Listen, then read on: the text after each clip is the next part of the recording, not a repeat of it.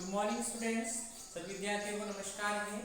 आज हम जो चैप्टर स्टार्ट करने वाले हैं, चैप्टर नंबर 2 स्टार्ट करने वाले हैं, यूनिट नंबर फर्स्ट से। ठीक है, तो इकाई फर्स्ट हमने समाप्त कर दी। इकाई फर्स्ट में फर्स्ट चैप्टर जो है हमने समाप्त कर दिया है।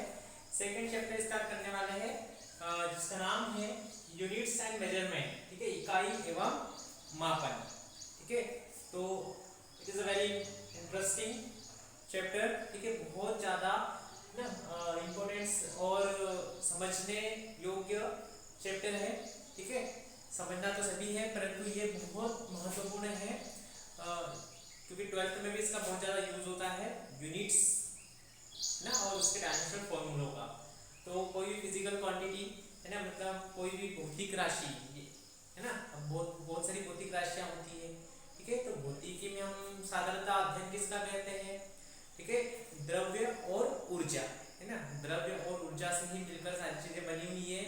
ठीक है, और उनके बीच जो अंत क्रियाएं होती हैं, ठीक है, उसी को हम क्या बोलते हैं? फिजिक्स बोलते हैं। ठीक, तो फिजिक्स में जो इंटरेक्शन होता है ना ऊर्जा और मैटर्स के बीच में, तो उनके लिए हमको मेजरमेंट की आवश्यकता होती है, मापन की आवश्यकता होती है। और साधारण है ना मतलब हम आम जीवन, हमारे जो दैनिक जीवन में भी हमको मेजरमेंट की आवश्यकता होती है। ठीक है, कैसे या फिर इसकी आवश्यकता ही क्यों होती है? तो अगर हम कल्पना करें कि भी अगर हमने कोई दो वस्तुएं उठाई एक एक करके अपने हाथ पर, ठीक है, चलिए मेरे पास में चौक और डस्टर है, तो पहले मैंने अगर चौक उठाया, ठीक है, और बाद में क्या उठाया? डस्टर।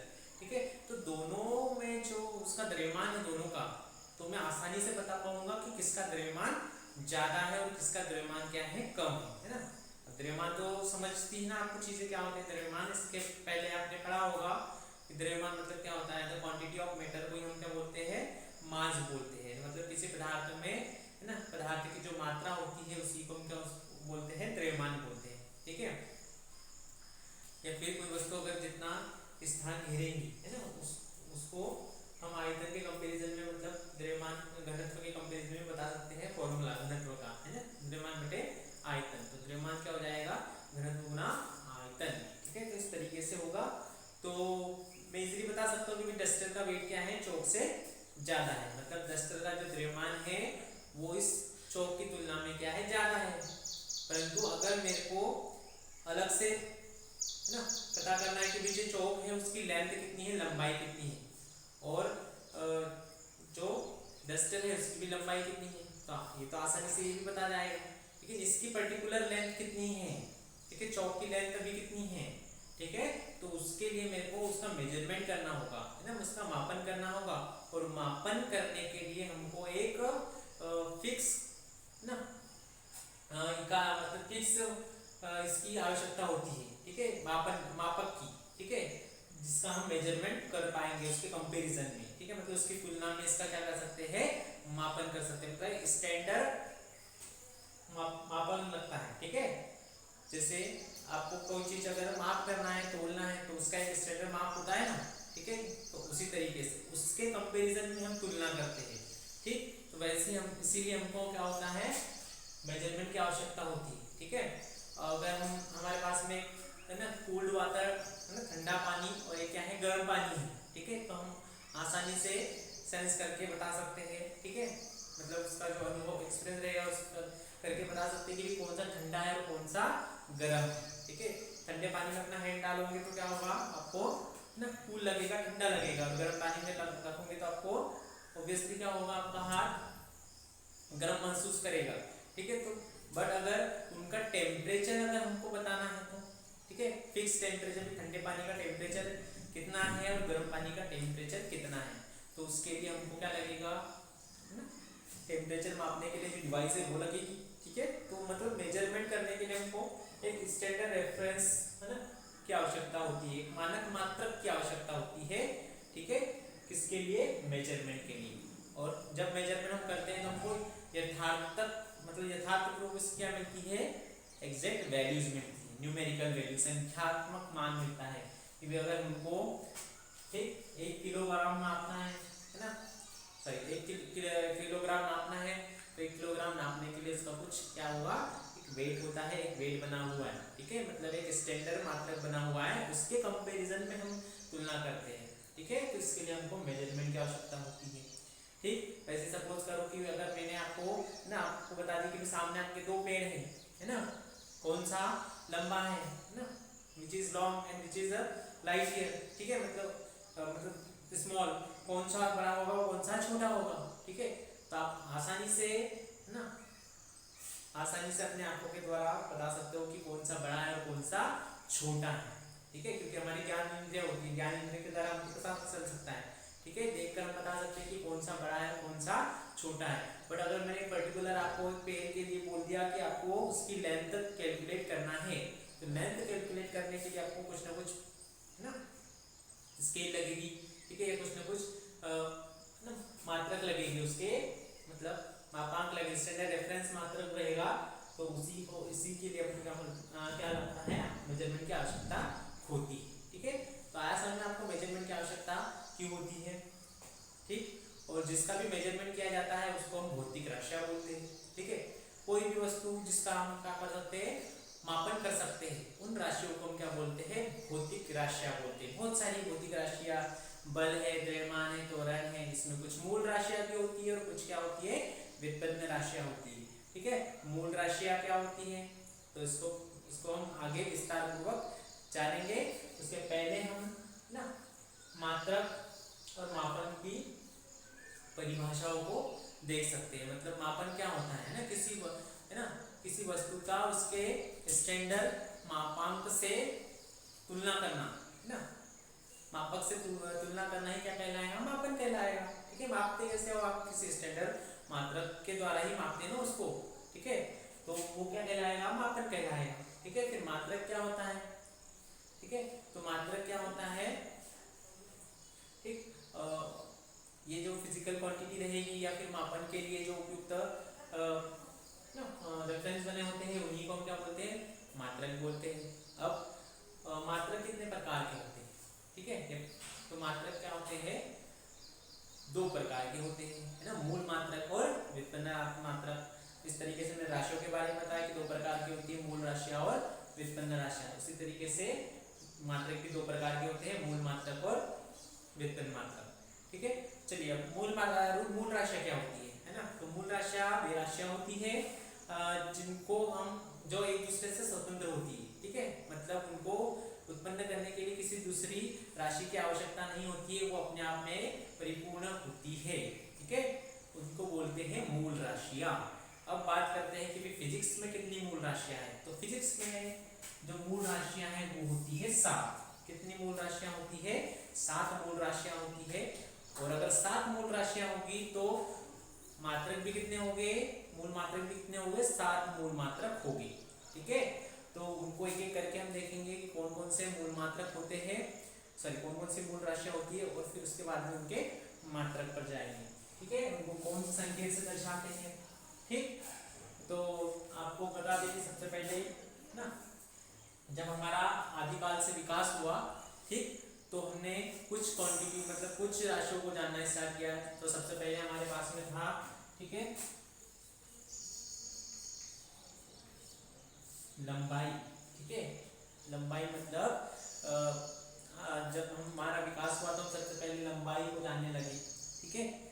फिर उसके बाद में द्रव्यमान था, ठीक है, द्रव्यमान, ठीक है, इसको बोलते हैं इंग्लिश में लेंथ, ठीक, इसको बोलते हैं द्रव्यमान को मास, ठीक है, इसको कैपिटल एल से डिनोट किया जाता है, इसको कैपिटल एम से डिनोट किया जाता है, ठीक। लंबाई, द्रव्यमान और जो था वो होता है समय, ठीक है। तो सबसे पहले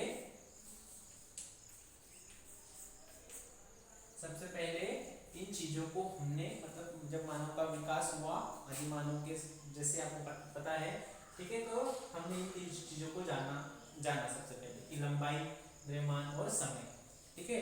तो वो पहले मेजरमेंट होता था, मतलब एक है ना चावल का एक मेजरमेंट जो रहता था उनका, वो देखकर आप गेहूं ले सकते हैं, ठीक है, या फिर चावल देकर और कुछ वस्तुएं ले सकते हैं। भारोभार जिसको हम बोलते थे, साधारण भाषा में कहे तो भारोभार होता था, मतलब अब यहाँ पे कई बार अभी भी होता है ना, बेर वगैरह बेचने के लिए आया कोई, तो बेर लेकर है ना, जितना रहता है उसका मेजरमेंट उतना बेर लेकर उसको जो भी अनाज वगैरह रहता है वो दे दिया जाता है। ठीक है, तो सबसे पहले लंबाई, द्रव्यमान और समय। ठीक है, तीन चीजें आई अस्तित्व में और इनके बारे में है ना जाना। ठीक है, समय आपने देखा होगा चंद्रमा और सूरज को देखकर समय का मापन होने लगा। ठीक है, ठीक है, राशियों को देखकर समय का मापन होने लगा। द्रव्यमान ना, वस्तुओं को ना, हल्की भारी वस्तुओं को समझना स्टार्ट हुआ। ठीक है, तो ये तीन क्या होगी, मूल राशियां। और चार कौन कौन सी अस्तित्व में आई? ठीक, तो फोर्थ नंबर पे आया विद्युत धारा। ठीक है, विद्युत धारा आई। ठीक, इलेक्ट्रिक करंट। ठीक, इसके बाद में फिफ्थ नंबर पर आपका आया ठीक ताप।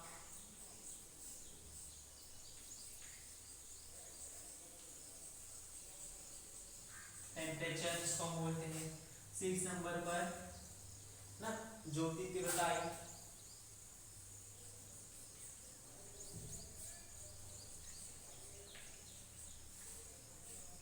ज्योति तीव्रता है, लुमिनस इंटेंसिटी जिसको बोलते हैं। और 7 नंबर पर आए पदार्थ की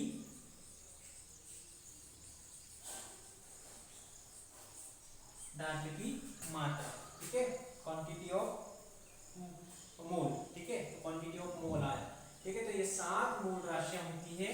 ठीक है, 7 मूल राशियों को आपको याद रखना है। ठीक है, कितनी होती है फिजिक्स में, भौतिकी में जो मूल राशियां होती है वो कितनी होती है, 7 मूल राशियां होती है।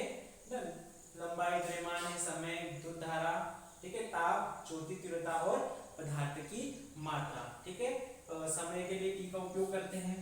ठीक, और विद्युत धारा इसकी यूनिट जो होती है एम्पियर होती है। ठीक है, करंट से आई से इसको डिनोट किया जाता है, आई से इसको डिनोट किया जाता है। ताप जो टेम्परेचर है ना, तो टेम्परेचर के लिए आपको केल्विन है ना, केल्विन होता है इसका एसआई मात्रक। ज्योति तीव्रता का मात्रक कैंडेला होता है ना, कैंडेला। ठीक है, और पदार्थ की मात्रा का मात्रक जो होता है वो होता है मोल। ठीक है, एमओएल। ठीक है, मोल बता सकते हैं आप। तो ये इस प्रकार की 7 मूल राशियां होती है। ठीक है, 7 मूल राशियों के 7 मात्रक हो गए जिन्हें हम क्या बोलते हैं, मूल मात्रक। तो परिभाषा इस तरीके से रहेगी मूल राशियों की कि वे राशियां जिनको जो जो एक दूसरे से क्या रहती है, स्वतंत्र रहती है, उनको मूल राशियां कहते हैं। और मूल मात्रक किसे कहते हैं, तो वे मात्रक जो एक दूसरे से स्वतंत्र होते हैं, ऐसे मात्रक को हम बोलते हैं मूल मात्रक। ठीक है, मतलब इनके ये राशियों को बनाने के लिए किसी और राशि की आवश्यकता नहीं होगी। परंतु अगर हम बात करें व्युत्पन्न राशियों की, ठीक है, तो इनको छोड़कर बाकी जितनी भी राशियां हैं वो सारी क्या है, व्युत्पन्न राशियां हैं। ठीक है, मतलब इनके द्वारा उनको बनाया जाता है। ठीक है, तो कैसे बना सकते हैं इनके द्वारा उनको, तो जैसे आपके पास में है मैंने ले लिया क्षेत्रफल। ठीक है, क्षेत्रफल अगर ले लिया तो क्षेत्रफल इज इक्वल टू क्या होगा ना, लंबाई गुणा लंबाई। ठीक है, तो लंबाई गुणा चौड़ाई हो सकता है ना, सॉरी चौड़ाई ले सकते हैं। तो लंबाई का भी मेजरमेंट टाइम होता है मीटर में होता है, चौड़ाई का भी मेजरमेंट टाइम होता है मीटर में। तो ये यहाँ पर जो आ गया मीटर का वर्ग। तो मीटर का वर्ग क्या है, इसकी इकाई है ना, मात्रक है इसका। ठीक है, परंतु क्षेत्रफल जो है वो कौन सी राशि है, फिजिकल, इसका मेजरमेंट भी कर सकते हैं हम, क्षेत्रफल का मापन कर सकते हैं, मतलब ये भौतिक राशि है। ठीक है, तो भौतिक राशि है परंतु आई किसके द्वारा है, मूल राशि के द्वारा है ना, मूल मात्रकों से आती है। ठीक है, मूल मात्रक के द्वारा आई, इसलिए ना क्षेत्रफल क्या है, व्युत्पन्न राशि है। परंतु ठीक है, तो लंबाई है वो कौन सी राशि है, मूल राशि। ठीक है, तो लंबाई के द्वारा आया है इसलिए व्युत्पन्न राशि हुई। ठीक है, इस परंतु लंबाई को किसी की आवश्यकता नहीं पड़ती है ना मेजरमेंट के लिए उसकी। ठीक है, तो इस तरीके से 7 मूल राशियां हैं, उनको अच्छे से हम टेबल बनाकर एक्सप्लेन करेंगे 1 बाय 1 क्वांटिटी को। अभी फिलहाल इतना समझ लीजिए कि मेजरमेंट क्या होता है, इकाई क्या होती है, ठीक है, और कितनी होती है, उनके नाम आपको मैंने बताया। ठीक, अगले वीडियो में हम इसके आगे का कंटेंट एक्सप्लेन करेंगे। आई होप ये एक्सप्लेनेशन आपको समझ में आया कि मेजरमेंट क्या होता है। चैप्टर नंबर 2 हमने स्टार्ट किया है। चैप्टर नंबर 2 से कुछ जो हमने समझाया आपको, आई होप आपको समझ में आया होगा। इसका नेक्स्ट जो रहेगा, नेक्स्ट कंटेंट हम अगले वीडियो में आपको समझाएंगे। ठीक है, थैंक यू।